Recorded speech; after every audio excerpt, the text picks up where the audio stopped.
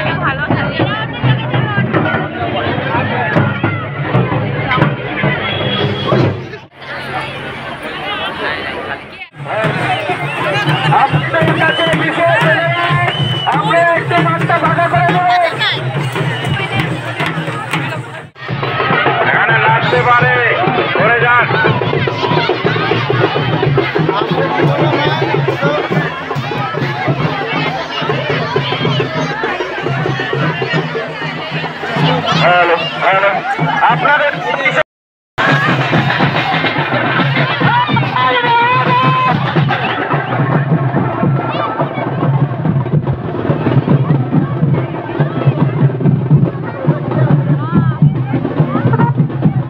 আমাদের এখানে অনেকটা লেট করে শুরু হয়, তাই জন্য আমরা চলে গেছিলাম শিববাড়িতে। তো শিববাড়ির ভূত নাচ দেখে আমরা চলে যাই আমাদের এখানে।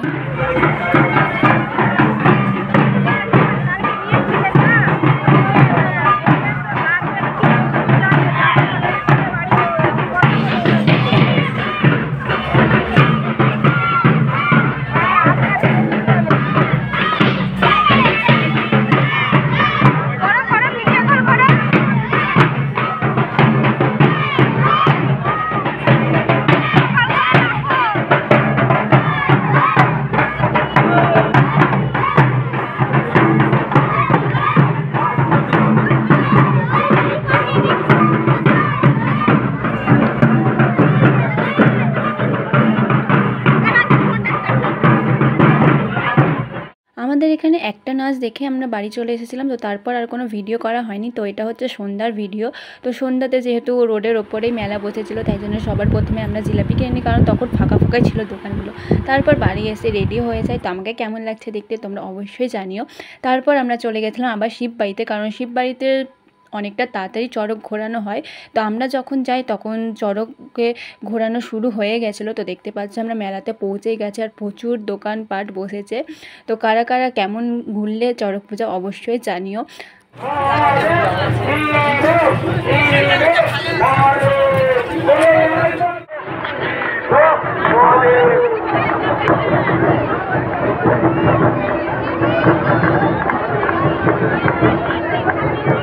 তারপর চড়ক ঘোরা দেখা হলে আমরা চলে আসি বাড়ির উদ্দেশ্যে। তো বাড়িতে এসে দেখো পুচকু রেডি হয়ে গেছে। এখন মা, দিদি, পুচকু সবার সাথে আমরা এখন যাব আমাদের এখানকার চড়ক পূজা দেখতে। আর এখানে অনেকটা দেরি করে গেছিলাম, তাই জন্য চড়ক গাছ পোতা হয়ে গেছিলো। তো এগুলো ভিডিও আমার কিছুই করা হয়নি। নিকি যেহেতু আগে গিয়েছিলো, তাই জন্য ওর কাছ থেকে অনেক ভিডিও আমি ক্লিপসগুলো নিয়েছি। তারপর শুরু হয়ে যায় অনেক নাচ, তারপর শুরু হয় চড়ক ঘোরানো।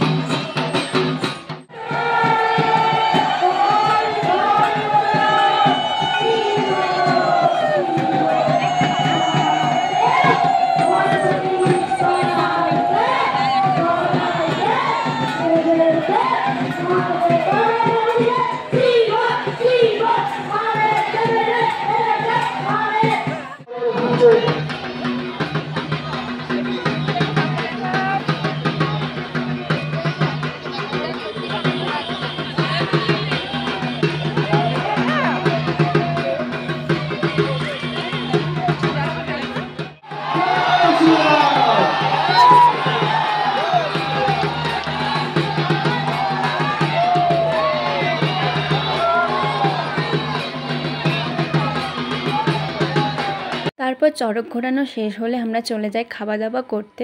তো প্রথমে আমরা খেয়ে নিয়েছিলাম ফুচকা, তারপর মা এখানে পাঁপড় ভাজা নিচ্ছিলো আর আমি আইসক্রিম খাচ্ছিলাম।